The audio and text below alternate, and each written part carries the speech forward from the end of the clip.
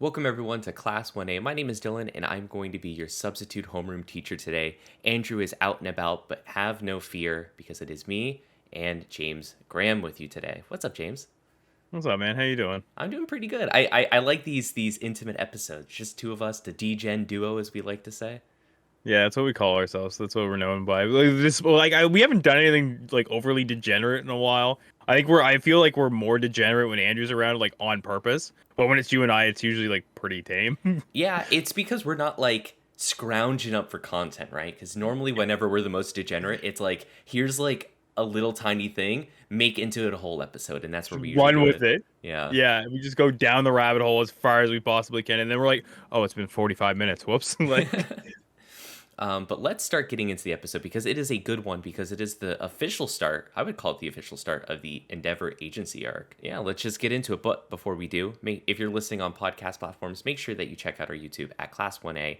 And if you aren't listening on podcasting platforms and you're watching the video, make sure you're subscribed here at Class 1A to keep up to date with all things My Hero Academia. So, going into the recap, we open up with Hawks flying over the city, again talking with Dobby. He relays the conversation to the Hero Commission, kind of solidifying that he's like a double agent at this point. But that's, of course, until we see him meet up with Best Genius and leave his apartment with a giant duffel bag, looking very ominous, and promising Dobby he would prove his loyalty. Then we cut over to Deku, who is home for New Year's Eve, visiting his mom, telling her stories about UA, even showing her the letter that Eri wrote him. The next day, we're off to the Endeavor agency. When meeting up with Endeavor, though, he is more or less doesn't care about all the students outside of Shoto. He kind of just is doing this just for his son. And we again catch up with Dobby, who is at this mansion, and he meets up with the giant-chinned purple hero from last episode. I don't know if we got a name for him. I think his quirk is Slide and Go, so I'll just call him Slide and Go from here on out. there you go. And we see another hero, villain person, tell Hawks that he is essentially completely bugged and they are watching all of his moves, even down to like his heart rate at this point. Then back with the big three of 1A, they spring into action to take down a giant glass-sucking magician villain named the Servant of the Stars. And as they collapse in on him, they run into Hawks again. While chatting with Hawks, he gives Endeavor a book called Meta Liberation War. He seems very out of character and shifty here and tells Endeavor to read into the sections he has highlighted. Back at the agency, Endeavor cracks the code that Hawks set for him, revealing the phrase, "The enemy is the Liberation Army. They number over 100,000. In 4 months to action." And this is where we end our story today. It's a mystery. It's a mystery. Yeah, we're getting like a little bit of like seediness and espionage, which is like very much not my hero. Like, I mean, it like there is of course espionage as heroes and stuff like that, but to have it like as like the primary storyline is, I think, definitely feels maybe not jarring, but like it's just like it's just out of character, right? But like I think they're doing an okay job with it. Yeah, I like it so far. The one interesting thing I wanted to note about the code cracking scene, Yes. it's a little deeper than you might think.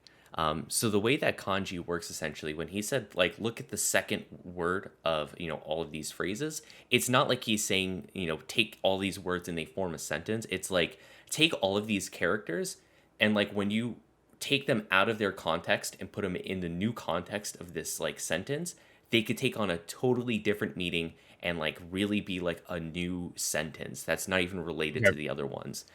So it's like a real like code breaking scene, and like there's a lot that Endeavor's thinking through here. So I just wanted to call that out because thought it was like super cool. Yeah, and see from the initial impression, like I think because you and I talked about this in pre-show, like it's kind of like it's a meme, man. He says like look at like take a look at the second part, right? And then Endeavor's like, oh, the second, kanji, right? But for it to be a bit more intricate than that, because specifically because of how the language is written, I think that makes it a lot more interesting. And I honestly I really liked how they animated that scene too. I Hmm. was I was I was really into it. Um, and then it's nice to show that Endeavor's not pure brute force. You know what I mean? Like he's like I don't think anybody would ever questioned Endeavor's intelligence, but it was interesting to see like how it's not just like battle prowess that he has. He actually does have like a lot of like intelligence in other aspects of being a hero. Yeah, he has keen intellect. A good Yes, meme from the My Hero wiki. Every character that you look at under special abilities, it always says keen intellect. keen intellect. Everybody's a genius. Yeah. So, actually, I just wanted to jump right into the new opener and closer that we got. So, Yes. we're not going to officially rank these or anything. Of course, we are going to wait until Andrew's back with us to do that. But I just want to talk through some of the scenes and get your overall thoughts on it. So let's start at the opener, I guess. What do you think so far? Yeah, so it took me a second like to listen to the opener, and then I was like, wait a second, I've heard this somewhere else. And I believe it's the same song they're using for the movie now too. Really? I think there's been some crossover for it. Yeah.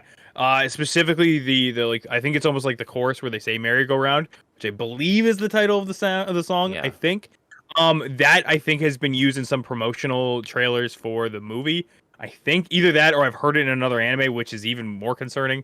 I'll have to do some digging after this, but like I liked it though. I liked kind of what the whole mood that I guess the new opener was giving off. It's like I don't know. Maybe I'm just a bit of a sucker for like the harder rock kind of intros. Like I think it's a nice change up. Yeah, I liked a lot of the scenes there. I think my favorite one is the pose, like All Might is doing the pose, and then it fades out, and then it's Endeavor like right Yeah. behind him. Super cool scene. But the other thing I wanted to point out is we saw some familiar faces. Of course, a lot of the students and heroes that we know.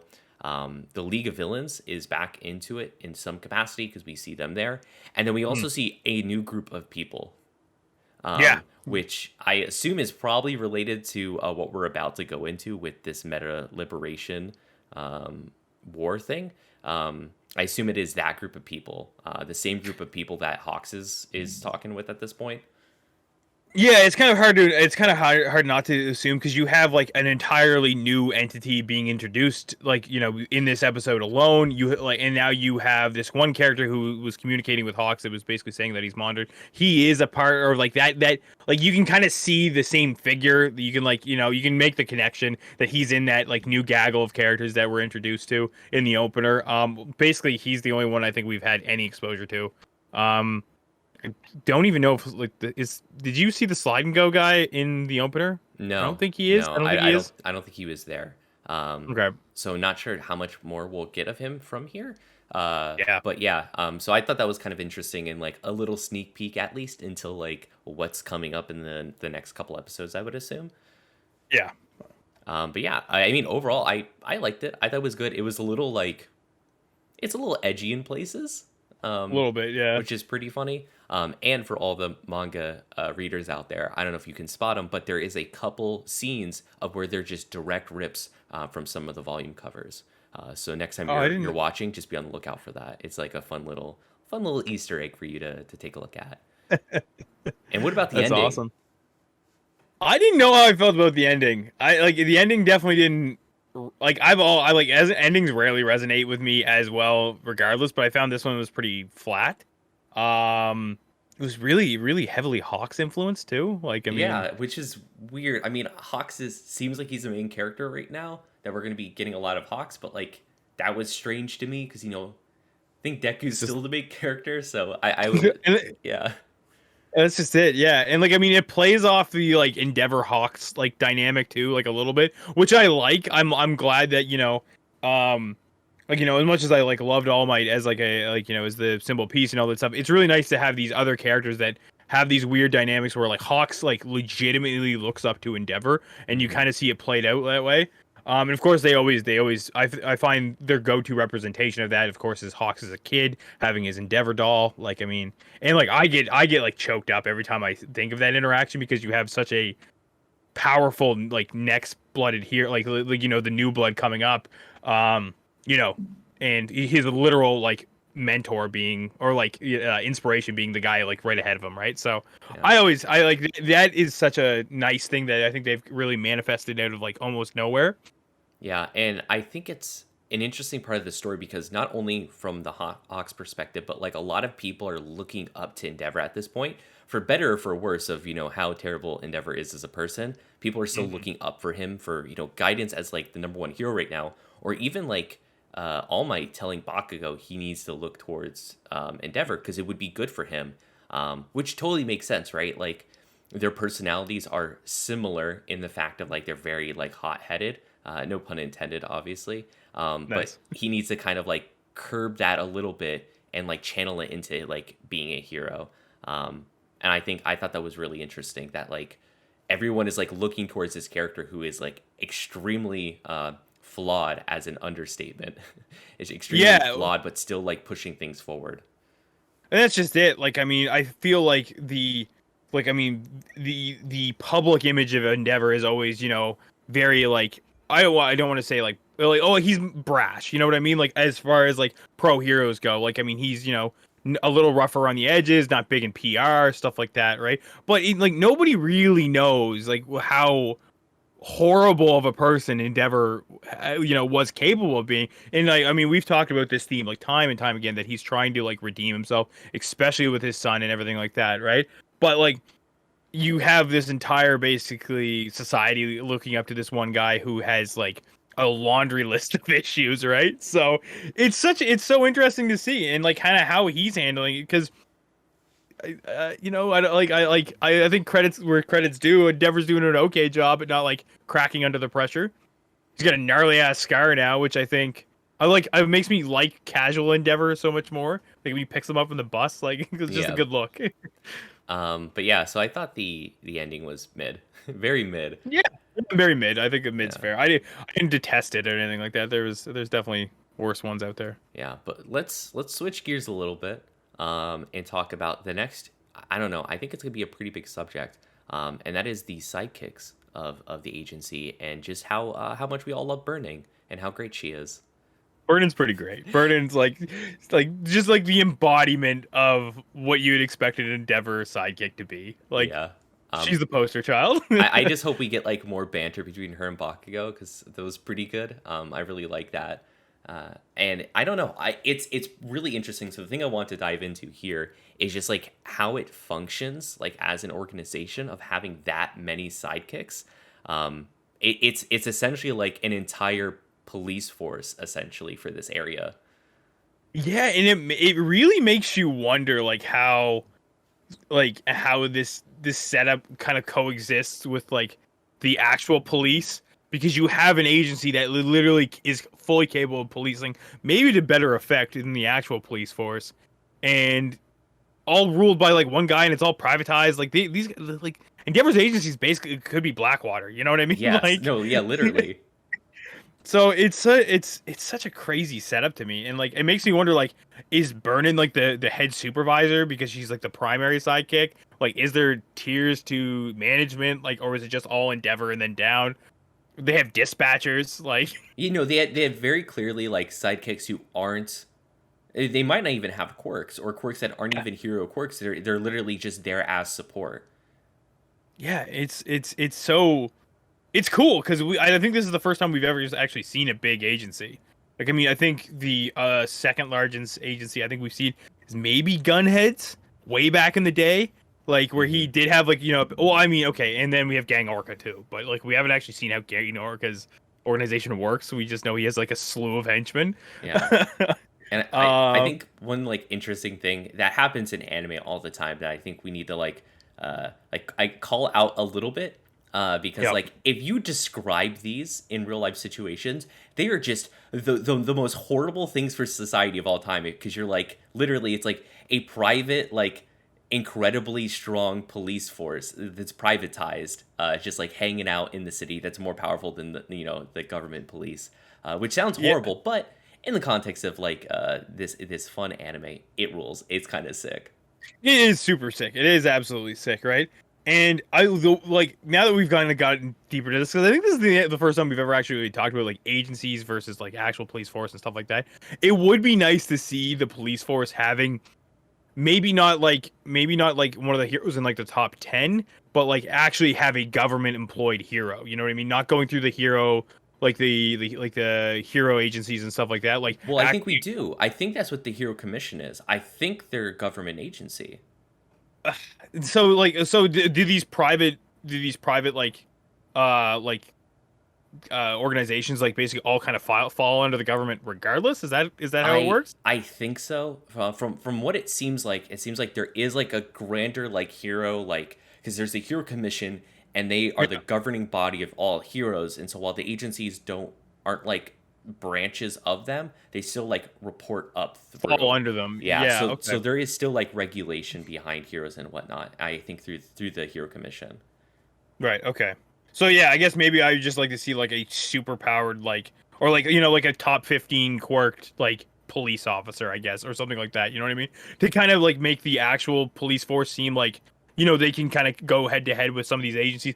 Should like they go rogue or some shit like that. You know what I mean? Like it would be nice to see that. Clearly that's something that's not really touched on in the anime because they downplayed the police force immediately. In like what, like the second episode or something like that, Yeah. where if you're Corkless will go and you would still want to do good, join, be a cop, right? Like I mean, Yeah, I think from a lot of the hints, and this is me like piecing together like a puzzle that might not be there, but from what it seems like from what we've seen in the show, as well as like Vigilantes as a spinoff, it seems like the police force is more or less detectives at this point, and they're yeah, focusing on like investigating like these crimes, because the heroes are really the muscle of society, going to solve these and fighting against like villains. But I would assume that the police force is doing more like detective work and probably dealing with non-quirk related crimes like white collar crime. the color crimes, Yeah, yeah. like fraud and stuff like that. I assume Endeavor, isn't blasting up into like the top floor of like an office building to get someone on fraud charges or anything like that. It could happen. You don't know. It could. Like maybe he has to subpoena somebody, right? Like, All right, but let's talk about Hawks being a spy and what's going on with that. Because what's going? we went back and forth in only like two scenes with it before it was basically resolved, I guess. I would say it's pretty much resolved at this point. Yeah, I don't think you can like question it anymore. I'm pretty sure him revealing the grand scheme to Endeavor is pretty like cut and dry. Hawks is a good guy, right? Like, I mean, I think up until then you could speculate, like, okay, is this all just like kind of a facade? Is he even telling himself this to convince himself, or like concerned with the tracking or some shit like that? Like, who knows, right? But I think at this point we got it locked in that like Hawks is playing for the good guys, and he's just a very effective double agent. Yeah, the one thing that I think is still like an open question that's a little concerning is he had this like weird conversation with Best Genius and then left his apartment with a giant duffel bag, which is perfectly Best Genius sized. And he also drew a feather sword too, like standing in his apartment. So I mean, like, I don't know. I don't know. You can extrapolate a bunch of that. Does he try and kill Best Genius? Does he try and kill like an assailant that he knows is going to be there because he is a double agent? You know what I mean? Like stuff like that, right? And we also now know where Best Genius is because we knew he was missing. Now he's not missing, just in hiding, I guess. Maybe. Yeah, which I think no. Well, I think the timing is a little bit weird because we are jumping back and forth between like Hawks a lot, and I assume all the things that happened to Hawks wasn't the same day, and so Right. the missing thing I assume is probably like whatever happened in the scene. Then it's reported that Oh, he's okay. missing. Yeah. That's what I actually got out of it because I didn't think I think we caught up with what Hawks has been doing, but it's not like a he's talking with Dobby, he's going to talk with the commission, he's flying over to the talk with Best Genius. I assume it's just Right. like in Over this. in the course of like a ton of different time. Right. Okay. Which would line up more with like the article that Bakugo was reading. Okay. That makes more sense because like I was wondering that I was like, is this just like him and like is he missing because of what Hawks did, or is he missing deliberately so he can like try and evade something? You know what I mean? Yeah, I think that was the big thing I was trying to figure out. Right. So. yeah. But regardless, I think we are probably approaching the end of the Hawks spy arc, which I kind of wish we had a little bit more. I wish there was a little bit more mystery behind it. Yeah. Like I mean, I like I said before, like it's just something that's so untouched in the My Hero universe, like espionage and like double agents and stuff like that. Because I mean, why bother with subterfuge when you have quirks? You know what I mean? Like, Hmm. I think like there's only so much place for it, and maybe that's why they're ending it in like the time they are, because you can only do so much. I think the cool part is about this whole thing is that I think Dobby is still a bit of a wild card. I think he's still like I don't know if he's truly aligned with the League of Villains. Like especially with how they kind of play him off in the opener where it's like everybody's already gathered and he's just showing up like at the end. I don't know 100% who he's playing for. You know what I mean? And not so much like, is Dobby a good guy? Absolutely, I don't think so. I don't think so at all. But is he playing for himself, or is he playing for the League of Villains? Yeah, I think that's a good question because my ultimate question about Hawks trying to talk with the League of Villains and going through Dobby is why Dobby? Why Dobby Dobby isn't the exactly? voice of the League of Villains. It's always either Shigaraki, or it's what's his name, the arms dealer. Oh God, yeah, yeah. Who we've seen like barely at all Yeah, he recently. was he was in like season 1, I think, of where he was bringing people in. The only Yeah, time there's like outside forces like dealing with the League of Villains is either through him bringing villains in, Shigaraki, or I guess technically Twice was the one who brought in the Yakuza. So I guess yeah, technically yeah. him, but like, but I wonder why is it that it's Dobby? Yeah, because like Dobby, he just seems like such a question mark. You know what I mean? Like why pick Dobby, right? Like I mean, you could argue that like Spinner would probably be better. I mean, Twice would probably be better because Twice, like, despite being all over the goddamn place, still like has like a kind of a direct line. You know what I mean? Whereas you don't, I feel like you don't ever know really what's going on with Dobby. He just Yeah, seems too unstable. yeah. But I think I want to get into like the meat of it, Right. the real question marks that keep popping up, and that is this meta liberation, um, this meta liberation group that we found out about. So they have over 100,000 people, which is Yeah. a What's the lot. like? Think about that. Think about that in like hero numbers. You know what I mean? Like, because I'm assuming because they're meta liberation. These people are like have quirks, right? Like I'm assuming, right? Like there's no way they'd have like quirkless members. Maybe I don't know. Yeah, so some of the big stuff that we is so to connect the dots around this because we've heard this a couple different times now. So we know about Destro. So Destro is the villain. He was a part of the like the classic old villains Hmm. that we learned from Gentle. Gentle was going off about like the villains of like the Bold. good old days, so to speak, and Destro was one of them. Um, and so, yeah, is this like a army of villains? Um, is there like clearly we have one hero? Does this mean there's more heroes involved with it as well, which would make a little bit more sense on why the numbers would be bigger? And is this the new organization League of Villains is working with?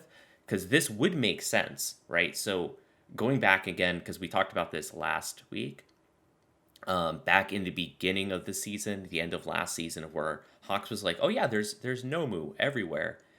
So if there's Nomu everywhere, and there's 100,000 people, the 100,000 people are probably just spread out throughout Japan, right? So it would make sense that the Nomu are everywhere.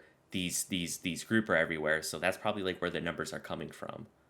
Yeah, they're working in coalition, right? Yeah, Like that's my question is like something that's worded because like I think the full title for them is Meta Liberation Army. That's yeah. like that's revealed, right? So, my question is, are they are they villains? Are they anarchists? Like, because that's the message I seem to be getting much more that it's not like they're not trying to like cause dismay. They just kind of want to like they want everybody to start from scratch and like do their own thing, right? Like that's their big thing, right? So like what like where categorically in Hero Society does that put them? Does it automatically slot them as a villain because they're against Hero Society? I guess so, right? Like Well, the way that they describe themselves is they want to, essentially break all of the chains that the government has around quirks or like meta abilities, which inherently that's just like them being anarchists. It sounds like, which yeah, to do that you need to collapse society, which I would say collapsing I society guess is it's pretty villain villains. stuff to do, right? Yeah, enough. Yeah, yeah, yeah. It's just a different. I guess it's a different type of villain that we haven't seen. We haven't like I mean, like we've only really had maybe three types of encounters of like the villain arc. No, four. I think four. Stain, Gentle, Shiosaki, and Shigaraki. I guess like all four of them have like they embody like different parts of like a villain, right? So I guess now like we're seeing the fifth one with Anarchy. I guess like Yeah. But I think this would make sense of this is like where the League of Villains kind of shows up because they're they're like parasites essentially on like they just try to like ride off of like the group and numbers of other people all the time. Yeah, They pretty they much. they started this with Stain, that's how they got like a ton of like backing is from Stain, and like half of the core members are there because they believe in what Stain was preaching. And I think Shigaraki's is still kind of like, oh yeah, we like Stain Sure. still, we're down with that. Yeah, we're down with staying. Yeah. Yeah, or the Chiasaki, they just like kind of rode their coattails as well in terms of like numbers, and it would just Yeah. make sense that like this new big group shows up, they would just be like, yeah, we'll be a part of We're that. down. Yeah, Yeah, exactly, right.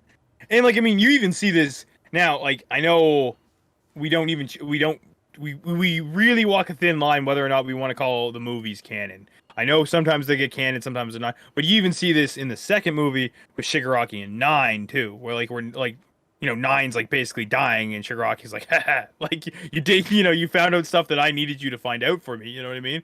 And so like, I mean, yeah, they really are like a parasitic entity that like just seems to keep getting stronger too. yeah, Like everybody else kind of falls like when they leech on, but they still like not only profit by either like numbers or like manufacturing, which they kind of did with Shiatsuki, and they just get better, right? So I mean, I don't know. Is that death tolls for this new meta liberation army, or what's gonna happen with them? Are they gonna absorb each other? Who the fuck knows? yeah. I also think the concerning thing is the 100,000 number, because that means Yeah, it's a big number.